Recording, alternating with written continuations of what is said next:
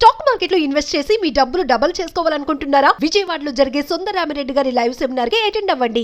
నమస్తే రమగారు. నమస్తే జయ. రమగారు, ఇప్పటి వరకు మీరు చెప్పని ఒక డిఫరెంట్ స్టోరీ కావాలండి. వాస్తవానికి దగ్గరగా ఉండేలాగా. కథ అంటేనే కల్పన కదా, మన ఊహ. కానీ అలా కాకుండా వాస్తవానికి దగ్గరగా ఉండేలాగా అలాంటి స్టోరీస్ ఉన్నాయా? ఎందుకుండా అడగటమే పాపం మిమ్మల్ని. జీవిత సత్యాలు. ఒక మనిషి మరణిస్తే అతని దేహాన్ని వదిలిపెట్టి ఆత్మ బయటకు వచ్చింది. అతన్ని తీసుకెళ్ళటానికి యమధర్మరాజు వచ్చాడు. చేతిలో ఒక పెట్టు ఉంది ఆయన చేతిలో. వచ్చి, నాయనా నీ సమయం అయిపోయింది, నువ్వు మరణించావు, పద మనం వెళ్దామన్నాడు. అనేసరికి మనిషి చాలా దుఃఖపడ్డాడు. అయ్యో, చాలా ఆశలు ఉన్నాయి జీవితం మీద, చాలా కోరికలు ఉన్నాయి, అప్పుడే నా సమయం అయిపోయిందా నాయన అని దేవుణ్ణి అడిగాడు. యమధర్మరాజు అన్నాడు, అయిపోయింది నాయన, సమయం ఎంత మటుకుందో, నీకు ఆశ, నీ కోరిక, నీ ఉద్దేశం, నీ అభిప్రాయం అవసరం లేదు. ఇక్కడ నీకున్నది అలా సమయం, అది అయిపోతే వెళ్ళిపోవటమే. అది అయిపోయింది, నేను తీసుకెళ్ళడానికి వచ్చాను, పద అన్నాడు. ఆ చేతిలో పెట్టేమిటి స్వామి, నా కోసమైనా తెచ్చారు అన్నాడు. అవునన్నాడు ఆయన. ఏది నా కోసం తెచ్చిన పెట్టెలో ఏమున్నాయి అని అడిగాడు. ఏమున్నాయి స్వామి? నీకు సంబంధించినవే ఉన్నాయి నాయన అని చెప్పాడు యమధర్మరాజు. అయితే నా ఆస్తి, నా భూములు, వాటికి సంబంధించిన పత్రాలు అవి ఉన్నాయా అన్నాడు. అవన్నీ భూమికి సంబంధించినవి నాయన, అవి ఇక్కడే ఉంటాయి. నీ ఆస్తులు, నువ్వు సంపాదించినవి, నీ పత్రాలు అవన్నీ ఇక్కడివే, ఈ లోకంలోనే ఉండిపోతాయి. అయ్యో, అయితే నా ప్రజ్ఞ, నా తెలివితేటలు అవి వచ్చినాయా, అవి ఉన్నాయా ఆ పెట్టెలో అన్నాడు. నీ ప్రజ్ఞ, నీ తెలివితేటలు, నీ తలుగు ప్రతిభ అవన్నీ కూడా ఆ సమయానికి సంబంధించినవి, కాలానివి. అవి సిచ్యువేషనల్గా. నువ్వు ఒక ఇంట్లో పుట్టావు, ఆ ఇంట్లో ఉన్న వాళ్ళు చాలా తెలివిగలవాళ్ళు, వాళ్ళ తెలివి నీకు వస్తుంది, అది ఆ సమయంది, అది కూడా ఇక్కడే ఉండిపోతుంది. అయితే మరి ఇందులో నా జ్ఞాపకాలు ఉన్నాయా స్వామి? నీ జ్ఞాపకాలు కాలానివి నాయనా, అవి కాలగర్భంలో కలిసిపోతాయి. అయితే నా స్నేహితులు ఉన్నారా ఇందులో? నీ స్నేహితులు ఏముంటారు, వాళ్ళు కొంత మటుకే నీతో వస్తారు, వాళ్ళు వచ్చే సమయం అయిపోయింది, నువ్వు సమయం దాటేసావు కదా, వాళ్ళు అక్కడే అయిపోయారు. అయితే నా భార్య, నా బిడ్డలు, నా తండ్రులు వాళ్ళంతా ఉన్నారా ఆ పెట్టెలో? ఆయన అన్నాడు, వాళ్ళంతా ఒక నాటకంలో నీతో పాటు ఉన్న సహపాత్రధారులు. నాటకం అయిపోయింది, వాళ్ళ దారిని వాళ్ళది, నీ దారి నీది. అయితే నా శరీరం ఉందా స్వామి అన్నాడు.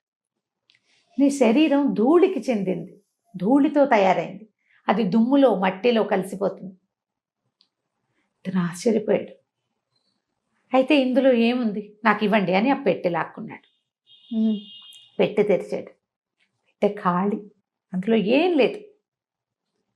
మనిషి ఏడవటం మొదలుపెట్టాడు. ఏంటి, నాదేం లేదా? పెట్టె ఖాళీయా?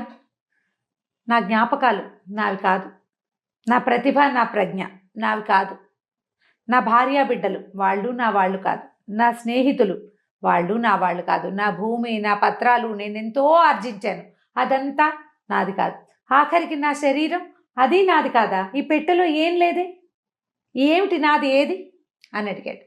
నువ్వు బతికిన కాలమే నీది, దాన్ని సొంతం చేసుకో. అప్పుడు నువ్వు చేసిన మంచి చెడు మాత్రమే నీవి. నువ్వు తిన్నది, తాగింది, అనుభవించింది ఏదీ లేదు, మంచి లేదా చెడు,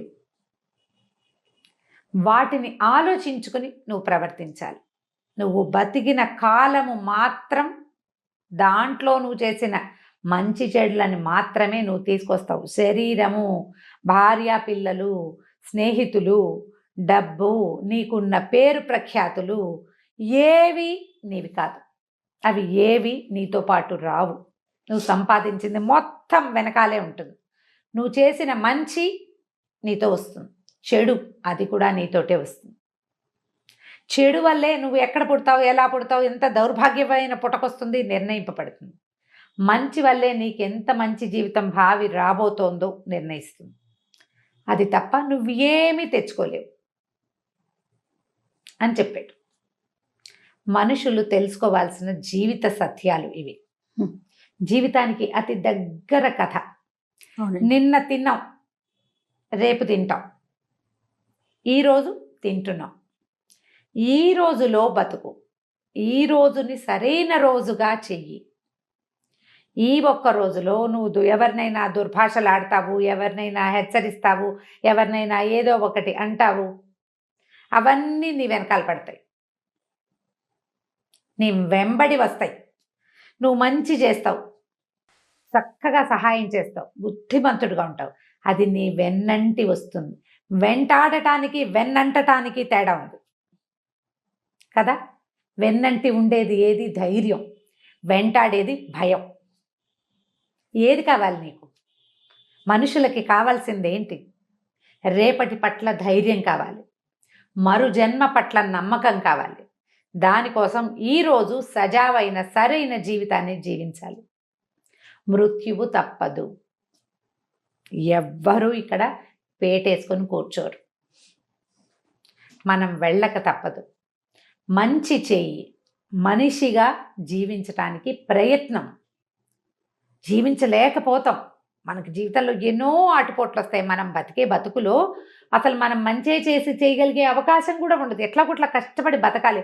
మన పొట్ట నింపుకోవడానికి, మనతోటి ఉన్న వాళ్ళ పొట్ట నింపడానికి మనకి సరిపోవట్లేదు అనుకో, ఇక నువ్వు మంచి చేయలేవు. చెడు చేయకు, కనీసం చెడ్డైనా చేయకుండా ఉండు. అదైనా నీ వెన్నుతోడుగా వస్తుంది. అదే నీవు పెట్టె నింపగలుగుతావు దాంతోటే. లేకపోతే ఖాళీ పెట్టే జీవితం. ఖాళీ పెట్టెల్ని చేసుకోవద్దు. మానవ జీవితం అత్యంత దుర్లభమైనది. మనలాగానే ఎన్నో లక్షల జీవరాశులు ఉన్నాయి ప్రపంచంలో. మనిషి ఒక్కడికే భగవంతుడు బుద్ధి, జ్ఞానము, హృదయము, మనసు, ఆత్మ ఇన్ని పెట్టాడు. వీటన్నిటినీ సాటిస్ఫై చేయాలి, సరి అయిన మార్గానికి తీసుకెళ్ళాలి. ఇది ప్రతి వాడు ప్రతి క్షణము గుర్తు చేసుకోవాలి.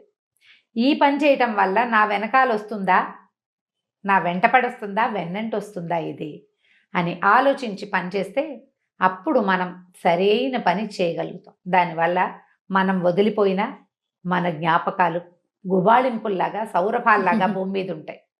లేకపోతే దుర్గంధంలాగా ఉంటుంది. ఆలోచించి జీవితాన్ని ముందుకు తీసుకెళ్ళాలి. ఇప్పటిదాకా చెప్పని కథ కదా. నిజంగా చాలా చాలా ఆలోచింపచేసే కథ రమ్మగారు. సరిగ్గా ఆలోచించాలి. నిజానికి సీరియస్ మ్యాటర్. కానీ ఇది మనం ప్రతి వాళ్ళు తెలుసుకోవాలి.